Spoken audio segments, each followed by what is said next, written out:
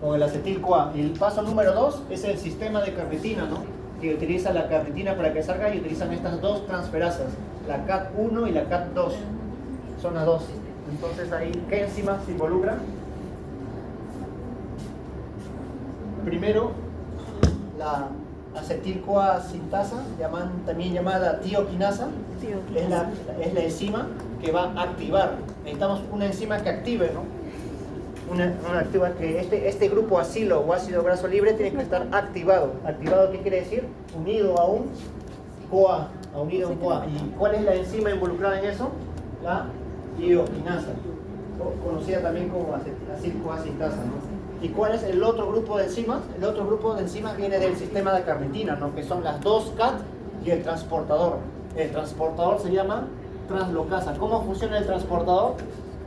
Sale una carnitina, entra una acilcarnitina. De esa manera, sale una carnitina y entra una acilcarnitina. Y las otras transferasas es transferasa CAT1 y CAT2, ¿no? Ya, el siguiente es en qué órgano se da la beta-oxidación como fuente de energía. ¿Cuáles son esos órganos donde ocurre principalmente? No es exclusivamente los que voy a poner, ¿no? Pero principalmente ocurre en estos de acá. ¿Qué órganos son los que utilizan? Porque esto de acá, la respuesta de acá, depende de los síntomas, ¿no? En el examen van a venir síntomas. Entonces ustedes tienen que ver cuáles son los órganos más afectados. Por ejemplo, en este caso sería en el hígado y en el músculo, ¿no? En el músculo me refiero al músculo esquelético y en el músculo cardíaco. Entonces los síntomas, hay síntomas cardíacos y hay síntomas de debilidad muscular, ¿no? O hipotonía. Pero también se puede producir en el hígado. Ahora, ¿cuáles son los principales productos de la beta-oxidación? Claro, acetil-CoA es uno, y ahí mencionamos otros por ahí. Los transportadores de electrones, ¿no? Porque ¿dónde ocurre la beta-oxidación? En la mitocondria, ¿cierto? Y esto de acá en la mitocondria es bueno, ¿no? ¿Para qué? Para que produzca bastante ATP por medio de la cadena transportadora de electrones, ¿no? Esto por ciclo de Krebs y esto por cadena transportadora de electrones. Entonces, por eso es importante que los productos de la beta-oxidación está relacionada con el ciclo de Krebs, ¿no? ¿Y qué cambios físicos, qué cambios bioquímicos causa la deficiencia de carnitina? Claro, está relacionado con energía, ¿no?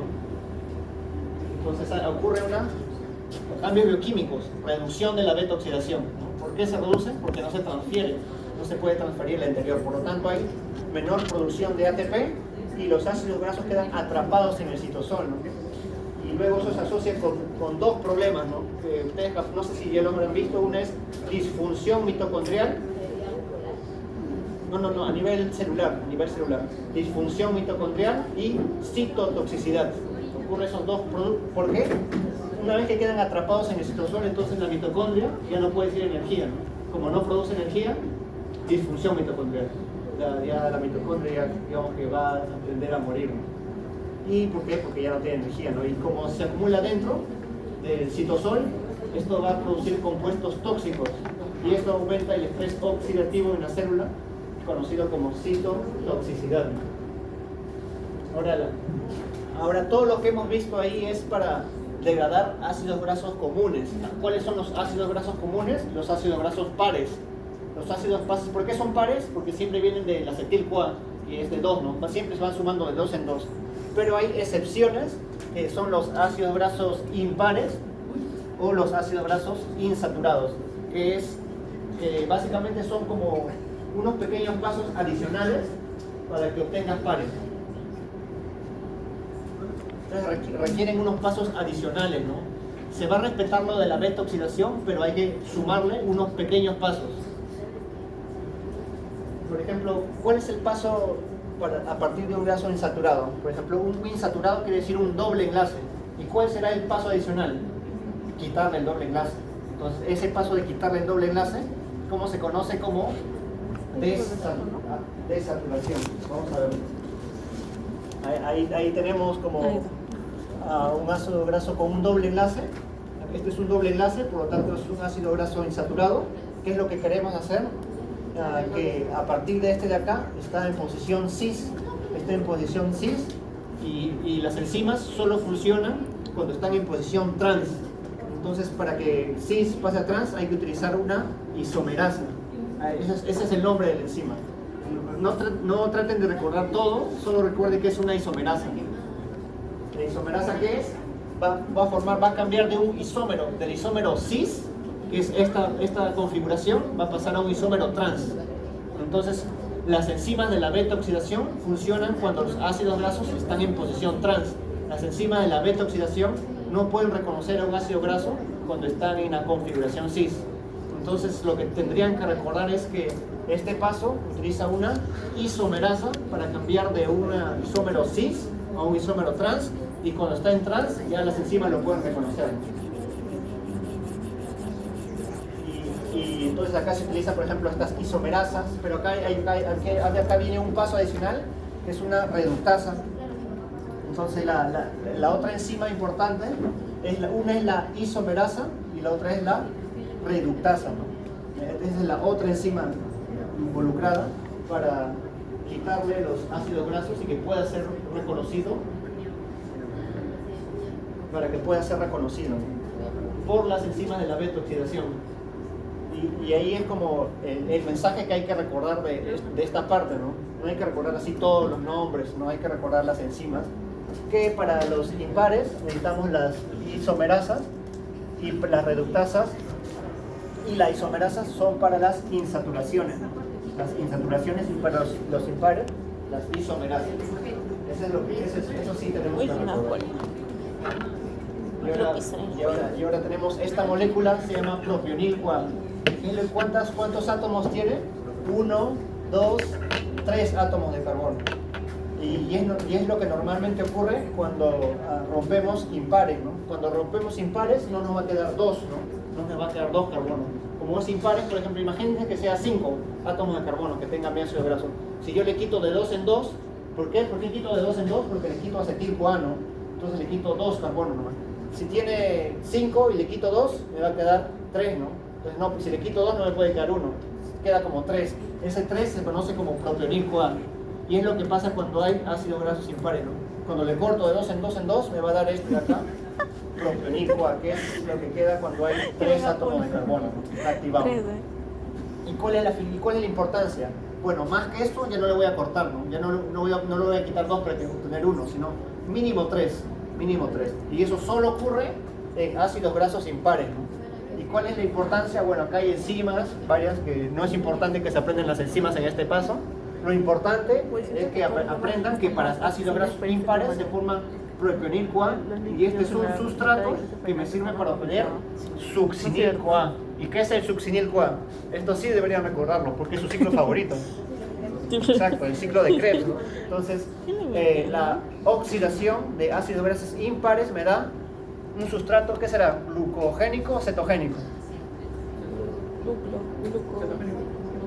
No, cetogénico era acetil-CoA. Acetil-CoA es cetogénico. Este será glucogénico. Porque a partir de esto yo puedo hacer glucosa, ¿no? A partir de esto puedo hacer glucosa. Y eso es la diferencia, ¿no? Por ejemplo, ¿cómo relacionarían eso con los síntomas? Que es lo que necesitan para el examen, ¿no? Para el examen necesitan síntomas. Por ejemplo, ¿cómo podría analizar los niveles de glucosa por los síntomas en una persona? Con el nivel de azúcar en sangre, ¿no? Podría decir, por ejemplo, que ciertos síntomas podrían ser hipoglicemia o hiperglicemia, ¿no? ¿Y cómo asociaría eso con la beta oxidación de ácidos grasos impares? Por ejemplo, esto de acá, al final me va a dar glucosa, ¿cierto? Y si hay glucosa, ¿qué me daría? ¿Hiperglicemia o hipoglicemia? Hiperglicemia, ¿no? ¿Y qué pasa? Entonces la pregunta podría ser algo así, más o menos. Una persona, ¿no? Tiene tantos síntomas y tiene hiperglicemia. ¿Y cómo asociarían eso con los ácidos grasos? La pregunta sería, la hiperglicemia se debe a beta oxidación de ácidos grasos pares o ácidos grasos impares. Impares. Entonces, la que es beta oxidación de ácidos grasos pares nunca les va a dar variaciones en glicemia. ¿Por qué? Porque solo produce acetil-CoA, ¿no? ¿Y el acetil-CoA tiene que ver algo con la glucosa? No. Nada. El acetil-CoA no tiene que ver nada con la glucosa. Así que el acetil-CoA o la beta oxidación de ácidos grasos pares nunca les va a dar variaciones de glicemia, ¿no? En cambio, los ácidos grasos impares, sí. ¿Y cuál es la explicación? Eso también tienen que aprender la explicación, ¿no? Ponen esa respuesta y la explicación será porque los ácidos grasos impares me dan propionil-CoA, y el propionil-CoA por medio de reacciones enzimáticas, me va a dar finalmente succinil-CoA, que es un sustrato gluconeogénico, ¿no? Y produciría glucosa, ¿no? Y ahí estaría su explicación. Ya, entonces, ya, acá tratamos de combinar lo que se obtiene. Lo que se va a obtener bastante es acetil-CoA, producto de la beta-oxidación. Se obtiene principalmente, incluso de la beta-oxidación de los ácidos grasos impares, también se produce acetil-CoA. Pero aparte propionil-CoA no, pero también produce acetil-CoA. ¿Y el acetil-CoA para qué es importante? Para que se combine con el oxalacetato, o para hacer oxidación de ácidos grasos. Me puede ayudar, por ejemplo, con el piruvato. Yo necesito oxalacetato, ¿no? ¿Cómo puedo obtener oxalacetato para que esto de acá se unan? El oxalacetato puede venir del piruvato. ¿El piruvato de dónde puede venir? Puede venir, ¿qué pasa en condiciones de ayuno con el piruvato? En condiciones de ayuno yo no voy a tener glucosa disponible, ¿no? En condiciones de ayuno no tengo glucosa porque no he comido nada. ¿De dónde sacaría la glucosa? Incluso si ya no hay glucógeno, porque podrían mencionar tienen glucógeno, ¿no? Y en el examen le podría poner hay ayuno prolongado. Como hay ayuno prolongado, ya ni siquiera hay glucógeno disponible que pueda utilizar, ¿no? Por lo tanto, ¿de dónde vendría el piruvato? Esa es la pregunta, ¿no? ¿Cómo se puede obtener piruvato? Porque si no tengo piruvato, no voy a tener oxalacetato, ¿no? Si no tengo piruvato, no voy a tener oxalacetato. Si no tengo oxalacetato, esto de acá nunca va a salir. Esto se va a quedar retenido nomás. Y nunca va a salir. Entonces, si no tengo oxalacetato, esto de acá se queda retenido en la mitocondria. Entonces, la clave es obtener piruvato. ¿De dónde se obtiene el piruvato? No de glucosa, ¿no? Porque podría decirme glucólisis, pero no es de glucosa. Puede obtener de varias formas, ¿no? Principalmente de dos formas. ¿Cuáles son esas formas? A partir de alanina. ¿Y dónde obtengo alanina? ¿Se acuerdan de la reacción de transaminación de la alanina? Alanina transaminasa. A partir de la alanina le transfiere su grupo amino al glutamato y me da oxalacetato, ¿no? Esa es una reacción de transaminación, pero no. Y la otra, ¿de dónde puedo obtener? De lactato. La otra puede venir de lactato. Ahora, porque los músculos, por ejemplo, los músculos producen fermentación láctica y producen lactato. Y a partir del lactato, por la lactato deshidrogenasa, puedo obtener piruvato. Entonces, esas son fuentes de cómo obtener. Así yo no tenga glucosa, puedo obtener piruvato. ¿Y eso para qué me sirve? Porque piruvato, por medio de esta enzima llamada piruvato carboxilasa, obtengo oxalacetato, ¿no? Y ya con oxalacetato puedo aprovechar esto bastante. Y el otro problema vendría, ¿qué ocurriría cuando tú no tienes suficiente oxalacetato? Digamos que haces mucha gluconeogénesis. ¿Qué ocurre en la gluconeogénesis cuando está muy elevada por mucho tiempo? El problema de la gluconeogénesis es que este de acá es un sustrato gluconeogénico. Entonces esto podría consumirse en la gluconeogénesis y podrían ya no tenerlo disponible. Entonces si ya no lo tendrían disponible, podría no solo estar bloqueado acá, podría estar aquí, esto de acá, no disponible. Si no está disponible, ¿qué ocurriría con el acetil-CoA? Disminuiría. Ya no podría formarlo, ya no podría unirse al oxalacetato, ya no podría salir. Entonces, ¿pero qué es lo que ocurre, no? Ahora vamos a ver qué es lo que ocurre con el acetil-CoA. Entonces, lo que va a ocurrir en caso de que acá tenemos nuestro piruvato, entonces el piruvato podría ser de alanina o de lactato, ¿no? De alanina o de lactato, por la transaminación de la alanina transaminasa o por medio de la lactato deshidrogenasa, ¿no? ¿Y qué significa gluconeogénesis? A partir de sustratos como los intermediarios del ciclo de Krebs o de piruvato o de glicerol, obtener glucosa, ¿no? ¿Dónde ocurre la gluconeogénesis? ¿En qué órgano? En el hígado o en el músculo. Respecto a la gluconeogénesis, ¿en qué difiere el hígado del músculo? Cuando vimos en clase, esto es algo de manera de repaso, hay una enzima clave en la gluconeogénesis que el músculo no lo tiene y el hígado sí. Esa enzima también es importante, ¿no? Para que puedan interpretar la gluconeogénesis del hígado y la del músculo. ¿Cómo se llama esa enzima? Lo voy a poner por acá.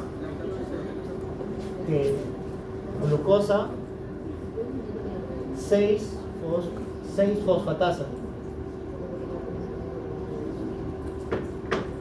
Esta enzima está presente en el hígado y está ausente en el músculo. Entonces esta enzima es clave para interpretar la gluconeogénesis. Es una fosfatasa, ¿no? ¿Cuál es la función de una fosfatasa? ¿Fosforilar o defosforilar? Fosforilar. Las quinasas fosforilan, las fosfatasas defosforilan. Entonces las quinasas fosforilan. Entonces, ¿qué es lo que hace esto de acá? ¿Qué debería desfosforilar? Si, hablando de la gluconeogénesis, ¿no? Acá tenemos la... ¿Cuál es la finalidad de la gluconeogénesis? Producir glucosa, ¿cierto? ¿Y cuál es el último paso de la gluconeogénesis? Tenemos glucosa 6-fosfato y tenemos glucosa. Este es el último paso de la gluconeogénesis. A partir de glucosa 6-fosfato obtengo glucosa, ¿no? Y la glucosa ya se libera al torrente sanguíneo, ¿no? Y ya puede todos los órganos obtener glucosa. Todos los órganos quieren glucosa, ¿no?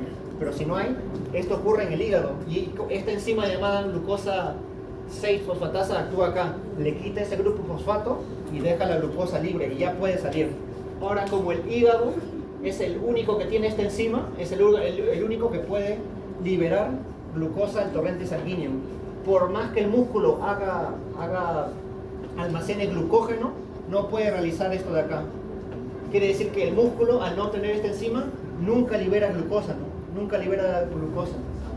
Entonces ahí hay una diferencia metabólica muy importante, ¿no? El hígado sí puede liberar glucosa, el músculo no. ¿Por qué? Porque le falta la última enzima. Como le falta la última enzima, no puede liberarlo. ¿Y qué ocurre entonces cuando hay una acumulación? Ya esto de acá es si es que todo está ocurriendo. Si no está ocurriendo, entonces en caso de inanición o diabetes, el oxalacetato entra a la gluconeogénesis. Entonces, como ya no está disponible, porque necesitamos que oxalacetato se una, acetil-CoA se una a oxalacetato, esto ya no estaría disponible. ¿Por qué? Porque se consume en la gluconeogénesis y entonces ya no está disponible para condensarse o unirse al acetil-CoA. Por lo tanto, el acetil-CoA se deriva a la conversión de cuerpos cetónicos. Entonces, cuando está bloqueado por la gluconeogénesis, que está una inanición muy prolongada, se activa esta ruta, la ruta de la formación de cuerpos cetónicos, donde el acetil-CoA produce, por ejemplo, acetoacetato, hidroxibutirato o acetona. Los tres son ejemplos de cuerpos cetónicos. ¿Cuál es la finalidad de los cuerpos cetónicos? Bueno, se forman en el hígado. La finalidad de los cuerpos cetónicos, este es el hígado y este es el resto de órganos, ¿no? Este es el hígado y este es el resto de los órganos. Los cuerpos cetónicos, digamos beta-hidroxibutirato, pueden salir y luego salen a la sangre y llegan al órgano diana, y en el órgano diana se forma el acetil-CoA. Y cuando en el órgano diana ya se forma el acetil-CoA, ciclo de Krebs y energía. Ciclo de Krebs y energía. Ese es el resumen de los cuerpos cetónicos. Entonces, cuando está bloqueada la gluconeogénesis, se activan los cuerpos cetónicos. Del hígado los libera en los cuerpos cetónicos y eso llega a los diferentes órganos. Acá muchos órganos vemos, no solo uno, varios órganos, para formar acetil-CoA a partir de cuerpos cetónicos, ¿no? Porque no hay glucosa, entonces se forma cuerpos cetónicos, acetil-CoA, ciclo de Krebs. Porque el oxalacetato se acabó acá, ¿no? Pero acá no se acabó el oxalacetato, acá sí hay oxalacetato, entonces puede formar ciclo de Krebs. Acá es donde se acabó el oxalacetato, en el hígado. En el resto de acá queda todo bien. Ya, y la otra es... lo he puesto mal. Ya. Fases de la beta-oxidación, 4. Deshidrogenación, hidratación, deshidrogenación y la tiólisis. Productos finales de la beta-oxidación, acetil-CoA, el acil-CoA, acortado en 2, ¿no? Y los productos de NADH y FATH. ¿En qué se diferencia la beta-oxidación mitocondrial de la peroxisomal? El mitocondrial es más para medianos, en cambio si la cadena es muy larga, se da en la peroxisoma. Si la cadena es ramificada, también será en el peroxisoma. Y se le va a cortar las ramas y se le va a cortar hasta que ya tenga el tamaño adecuado para que vaya a la mitocondria, ¿no? Que es 16 carbonos.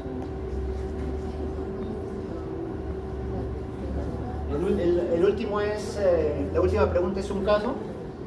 Por ejemplo, una mujer dice de 35 años, ayuno intermitente. Hace este ayuno por 2 días, ¿para qué? Para bajar de peso. Se llega a una consulta, síntomas: cefalea, debilidad muscular y mareos. En los exámenes vemos hipoglicemia, cuerpos cetónicos elevados e insulina baja, ¿no? ¿Cuál es la ruta metabólica principal y cuál es la enzima reguladora? Primero la vía, ¿no? La ruta metabólica es la lipólisis, ¿no? ¿Por qué? Porque no come, ¿no? Porque no come. Entonces, la fuente de energía viene de la degradación de la grasa. ¿Y cuál es la principal enzima en la lipólisis? La HCl, ¿no? La lipasa del adipocito, que se regulaba, ¿no? Por la... Ya, explica el mecanismo por el cual esta enzima es regulada.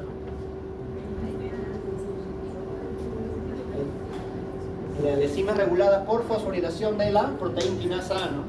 Por aumento del glucagón, ¿no? Cuando la insulina está baja, ¿qué es lo que aumenta?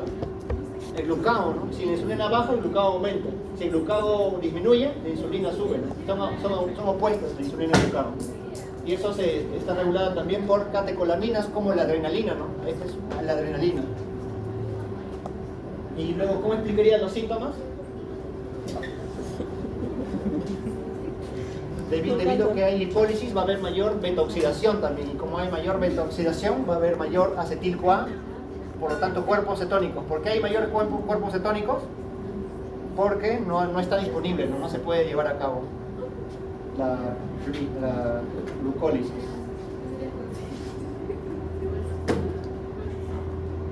Ya, y la otra, y el último es otra pregunta de un niño de 9 años. Trae urgencias, letargo, hipotonía, vómitos por una infección viral. La madre indica que el niño ha comido poco y han pasado 10 horas sin ingerir alimentos, entonces está en ayuno, ¿no? Los resultados bioquímicos muestran hipoglicemia, cuerpos cetónicos, hiperamonemia, acilcarnitina bajo lactato normal. El examen muestra hepatomegalia, ¿no? Aumento del volumen del hígado. ¿Cuál es la vía metabólica principal?